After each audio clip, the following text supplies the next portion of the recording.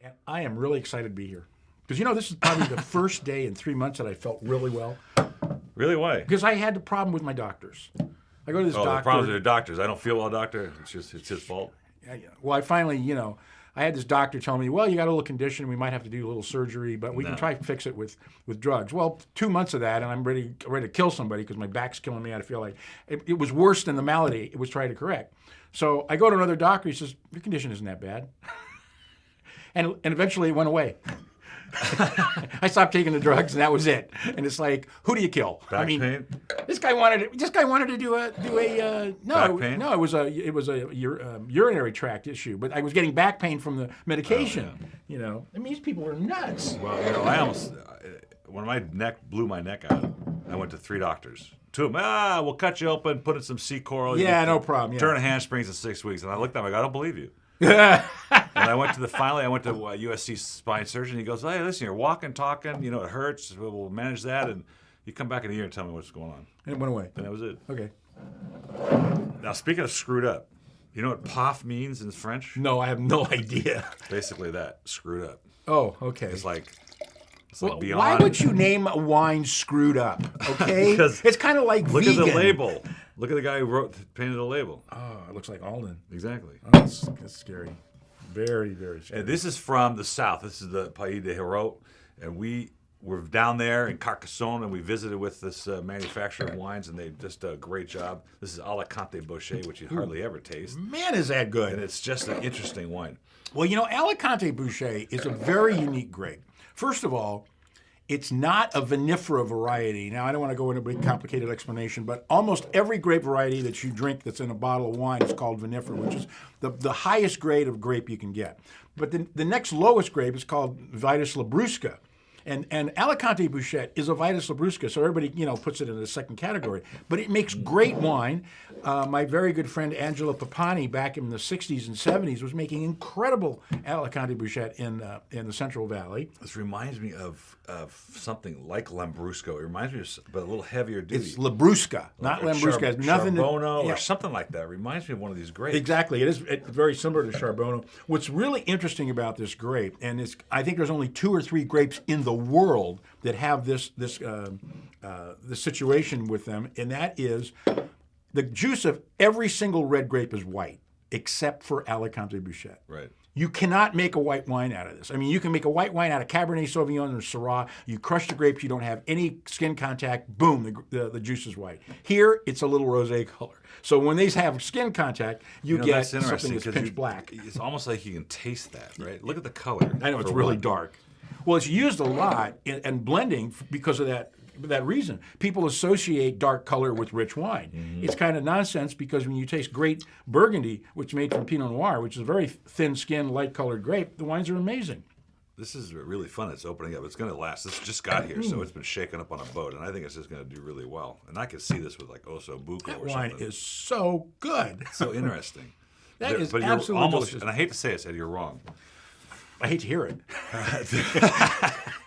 There's an Armenian grape. Now I got to look and see if it's Vitis vinifera, but there's an Armenian grape that has red pulp. I said one of the very few, like 2 or 3, literally 2 or 3 grapes that have this in red 95. pulp. I'm doing a 98. If you can find this thing in $18.99, you probably won't find it because if you do, you're all screwed up. Which is literally, if you go to Google Translate, put "pof" in there, it means like really messed up in the head. It's not used a whole lot in French. $12.99 if you want more. $12.99, killer, absolutely killer. Oh, here, that's your wine. You can take it. I don't want it. And then you get the white too. Look at this. You get How would you do that? You get 2 in a row. Well, you split it Okay, up. figure this one out. No, Try to figure this one out, Ed. How it's do you open a screw cap? It's a Chilean Pinot Gris. Yeah, a Chilean Pinot Gris Yeah. or Pinot Grigio. And from my good friends over at Copa Fina Imports, this came from. What it This smells wine- like Pinot Grigio. Well, yes and no. I mean, it has the citrus, limey, kind of lemony component that you get from Pinot Grigio, but it doesn't have the floral fruit component. It's a totally different This fruit has so component. much fun in it. Mm-hmm. I'm getting all kinds of things going Yeah, on here. I'm getting like including this almost, trailing lime. almost juniper berry. Ooh, gin. Trail. You know, I got a new gin. Oxley. You like gin? I do like gin, See, actually. my father drinks Gordon's because being the chemist, he thinks it tastes like juniper berries, even though it comes in a plastic liter bottle or a 5-gallon bottle. But Oxley, which is London dry gin, has a very juniper. You know, Hendrix is the hot thing now, but it's sort of Scottish herbal. Hendrix is cucumber. Yeah, it's a little too floral. It's so weird. But It's just weird. vegetal. But this Oxley is real London dry gin. It's really. I had it the other night in San Francisco. The thing is, if you blend it with Via Vermouth from California, it makes the best martini in the world, and you can use Gordon's gin, and it's great. Anyway, getting back juniper to berries, there is a hint of that in the finish here. yeah, I do get that. But I'm getting lime juice. I'm getting almost Rose's lime juice in this. $17.99 on the shelf, $11.99 as a reorder price, and I'm doing a 96. I think for a Chilean Pinot Gris, it's probably the best one I've ever tasted. 97 for me. Okay. That is the that's first wine I bought from this group, and that's why I call them my friends at Copafina. Okay, it's my turn. It's my turn. I get to do the wine now. It's my wine now. It's my wine. Yeah. Okay, this. I love this wine, and What does the name mean? and I don't know. It's a small group. I don't think they even have I don't know if they have a sales force. They don't have a distributor. It's just a fun family thing that they do. That's like a restaurant without a sign outside. You know, you have to find us. Basically, that's what it is. And we've had a little problem, as you can tell, as you tore up this capsule. I don't think that the bottling line knew what it was doing when they brought it. Because a lot of these places have portable bottling lines. You hire a bottling line to come in, This one was probably bottled by hand. pump your juice into it. And but I just found it intriguing. And it's an 09, and it's a Petite Sirah. Wow. Big Petite Sirah. The funny thing is, 2009, it's already 5 years. Wow, you get that age component in there? Very little. Boy, it's still, I'll tell you, Not this enough. wine 3 years ago would have been undrinkable. Yeah, undrinkable, I right. mean, it would have been so hard and so tannic, you'd have gone, Inheritance.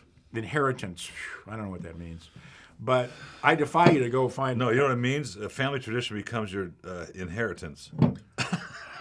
Well, boy, Now, what does that it mean? means I didn't inherit diddly squat. I mean, I don't understand what it means, except that the guy's spending all his kids' inheritance on making wine. yeah, well, that's been done before. But I love the nose on this thing. I love everything about it. It's $22.99 on the shelf, which is still a really good price for Petite Sirah because a very, very obscure grape now in California. Short And ribs. $12.99. Oh, short ribs would be incredible. $12.99 reorder price. I don't think you can find a Petite Sirah for that kind of money. I don't think you can find a Petite Sirah for that kind of money. You just said that. That's the problem around here. Talk. Yeah, I know. I'll give it a 96. I'm doing a 97. I really think it's fabulous. Well, you know, it contains sulfites. I don't know if you know that. And now for my other wine. Stay. Wow, that's good. Okay, this was very fortuitous. Why is that? Well, Martin Ray was looking for a place to move a lot of Sauvignon Blanc, and they didn't want a lot of people to know about the price changes. And we were fortunate recipients of that offer. This is the 2012.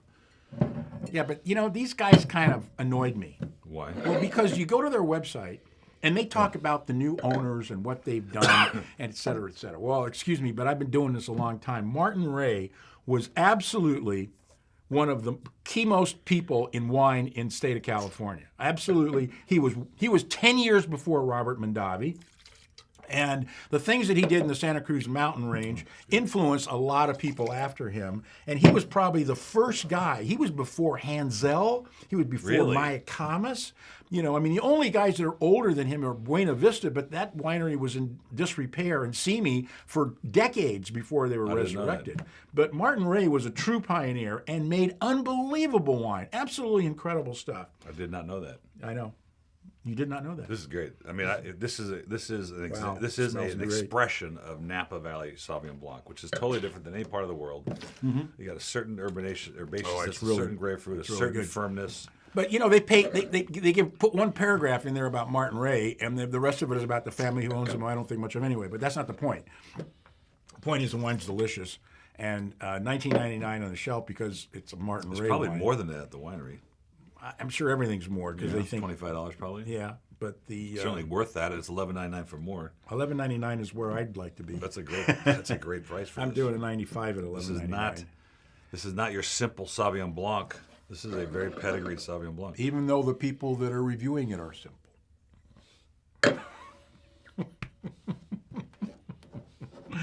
And that's our show for today for the Vintner series. December of 2014. How did we end up doing so That was many of delicious, Ed. these? Thank you. I made it myself. This would go with the Chinese food. We'll find out. Cheers.